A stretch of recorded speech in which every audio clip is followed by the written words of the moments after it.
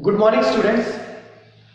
Today I am here to explain the fifth chapter of history, what books and burials tell us. In the present chapter, we will study that what information we get from ancient books and the burials. We have heard about Vedas.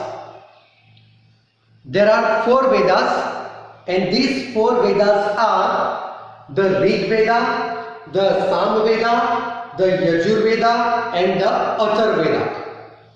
I repeat, there are four Vedas, and they are the Rig Veda, the Sam Veda, the Yajur Veda, and the Athar Veda. Among these four Vedas, the oldest Veda is the Rig Veda. The oldest book, that is the Rig Veda. It was composed about 3500 years ago. The Rig Veda, it was composed about 3500 years ago. It includes, the Rig Veda includes more than 1000 hymns. These hymns, they are called Sukta or Valse. I repeat, the Rig Veda includes more than 1000 hymns. These hymns, they are called Sukta or Valse. These hymns, they were composed by sages.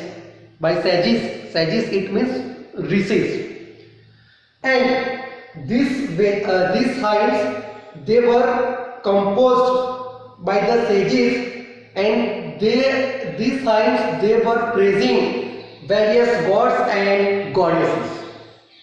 The hymns, they were about praising gods and goddesses.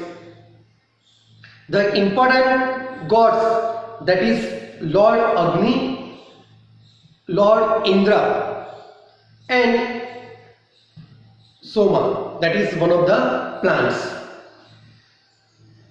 This Rig Veda, it is written in Old or Vedic Sanskrit.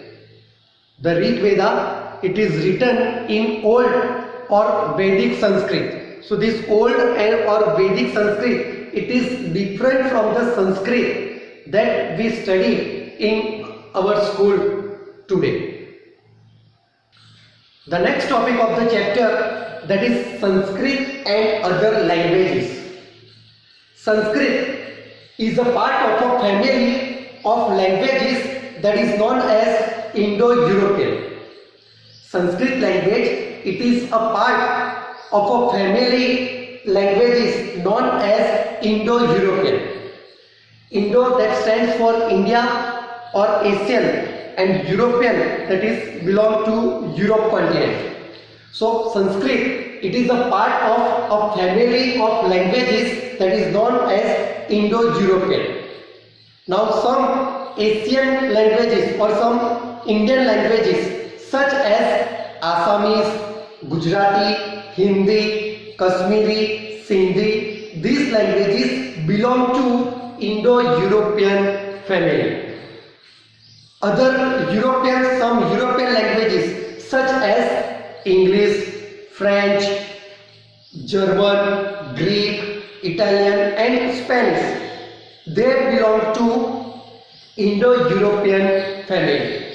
Now why these some Asian and European languages, they belong to Indo-European family? Because they had originally most words common.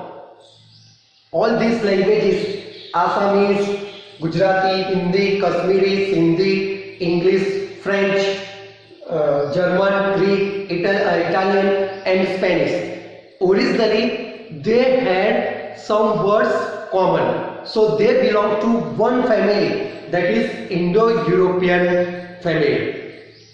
Whereas in Indian subcontinent, other languages they are also used, but these languages they belong to different family. For example, in South India, when we visit South India, in South India there are 4 languages spoken, and these 4 languages are Tamil, Telugu, Kannada and Malayalam. In South India, most of the people they use these 4 languages: Tamil, Telugu, Kannada and Malayalam. And these 4 languages belong to the Dravidian family.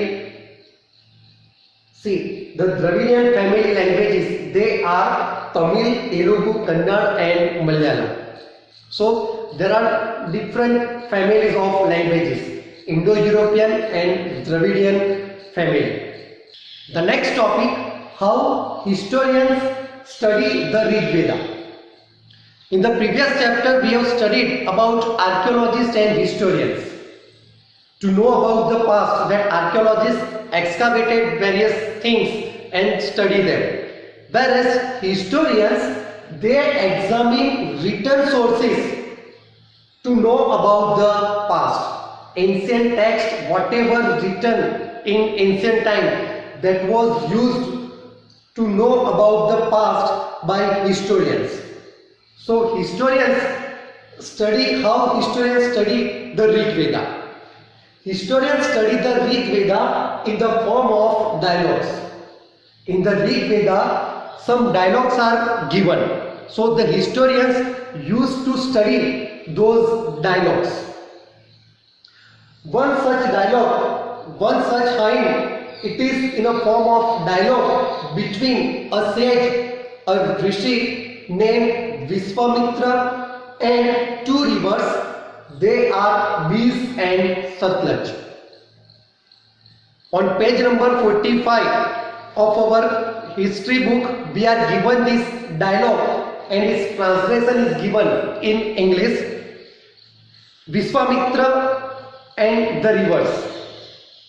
Vishwamitra says, "O rivers, come down from the mountains like 2 swift horses, like 2 shining cows that lick their calves.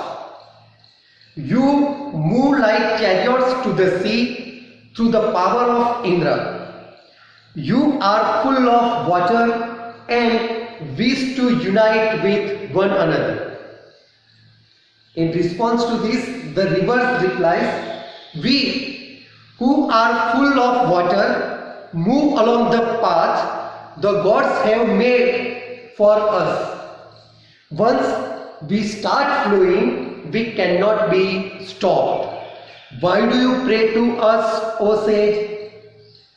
Vishwamitra replies, "O sisters, please listen to me, the singer who has come from a distance with his chariots and cars. Let your waters not rise above our axles so that we can cross safely." The rivers say, "We will listen to your prayers so that you can cross safely." This is one of the dialogues mentioned in the Rig Veda, and its translation is given on page number 45.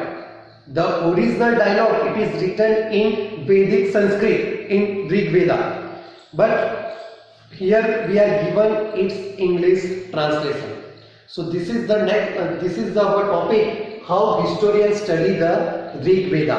Historians study the Rig Veda by referring a hymn, and that is a dialogue. By referring the dialogues, the historians used to study the Rig Veda. The next topic, that is cattle, horses and chariots. In Rig Veda, there are many prayers for horses, children and cattle. The Rig Veda includes some prayers for horses, children and cattle. In the Rig Veda, it was mentioned that horses yoked to chariots, they were used in battles which were fought to capture cattle. Horses, they were used to tie with chariots, and then that was used in battles, and these battles they were fought to capture cattle. Even battles were fought also for land, for water, and to capture people. In ancient times, the battles they were fought also for obtaining land, getting water resources, and to capture people. So in battles, horses and chariots they were used. Now after battles, the people and the leaders they obtain wealth, and this wealth in terms of cattle or various valuables and grains. So wealth obtained, it was used. Some wealth it was kept by the leaders, some wealth it was given to the priest, some wealth it was distributed among the general public. And the leaders they used the some wealth for the performance of yajnas. Yajnas it means sacrifice, and these yajnas they were meant for, these sacrifices they were meant for gods and goddesses. To please gods and goddesses, the leaders they performed yajnas, sacrifice. And to please gods and goddesses, when they perform yajnas, they would offer various things to gods and goddesses, and these offerings included ghee, grain, and sometimes animals. Most of the men they took part in the wars. Most people, most men they took part in the battles. The next topic, words to describe people. In ancient time, different words were used to describe people. These words, they were the words which used to describe the people. They were in the terms of the work they did, the language they spoke, the place they belonged to, their family, communities, and cultural practices. Based on their work, based on their language, based on their place, based on their family, based on their community and cultural practices, words were used to describe the people. First, in terms of work, based on the work, the people they were described as the priest and the rajas. Even the priests they were also known as Brahmins, and the rajas. Here the rajas doesn't mean that the kings who had capital cities, big palace, army. These rajas they are the only leaders. Then in terms of community, the people, the words which were used, that is Jana and Vis. Jana and Vis, these two words were used to describe people based on their community. Then in terms of describing the people based on their composing hymns, see, the people who compose hymns describe themselves as Aryas.